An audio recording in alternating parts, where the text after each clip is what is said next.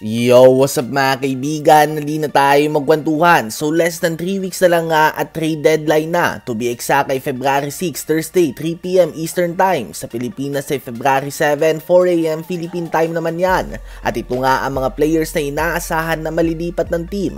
Unahin natin ang obvious at yan nga ay si Jimmy Butler. Ang pinaka-challenge ngayon sa Miami Heat ay ang humanap ng team na willing sumugal kay Butler at sa posibleng paglaro lamang nito ng half season sa kanila.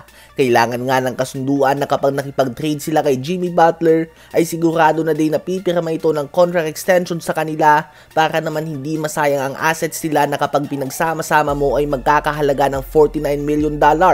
Sunod naman ay si Bruce Brown. Sa rebuilding lineup ng Toronto Raptors ay hindi nga nagme-make sense ang kanyang edad dito. Asahan na madaming contender sa magpapakita ng interes sa 2023 NBA Champion.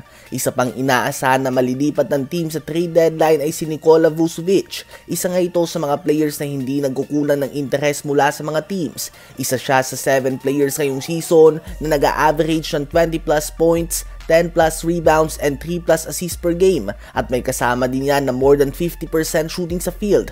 Nananatiling all-star caliber si Nikola Vucevic at sinusubukan na din siyang i-trade ng Chicago Bulls na sasailalim na din sa rebuild mode. Sunod naman ay si Kyle Kuzma, isang player na pa-decline ng performance ngayong season subalit expected pa din na gumawa ng malaking impact bilang third o fourth option sa isang playoff caliber team.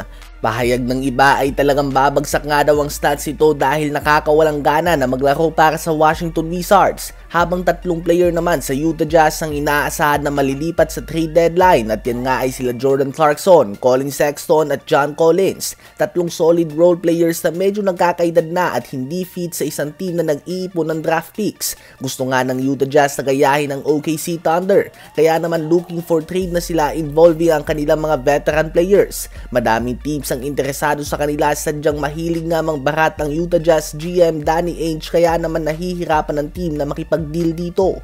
Sunod ay si Jonathan Kuminga. Ang Warriors ay natalo pa lamang sa Boston Celtics kahapon in a very bad way at umabot nga ang tambak sa kanila sa 45 points. Kailangan nilang gumawa ng pagbabago at si Kuminga na may expiring contract at inaasahan na lilipat ng team sa free agency ang pinaka main trade asset nila.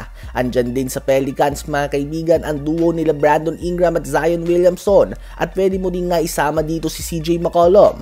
Nasa dulo nga ng standings ang Pelicans ngayon at posibleng nalalapit na silang sumailalim sa rebuild mode. Si Jonas Valanciunas ay target din nga ng mga teams na naghahanap ng center tulad na lamang ng Lakers at ng Golden State Warriors. Si Zach LaVine na nagliliyab lately ay humahakot din nga ng matinding interes ngayon mula sa mga teams at andyan din si Cam Johnson ng Brooklyn Nets na halos tiyak na talaga na malilipat ng team dahil rebuild mode na din nga ang Brooklyn Nets.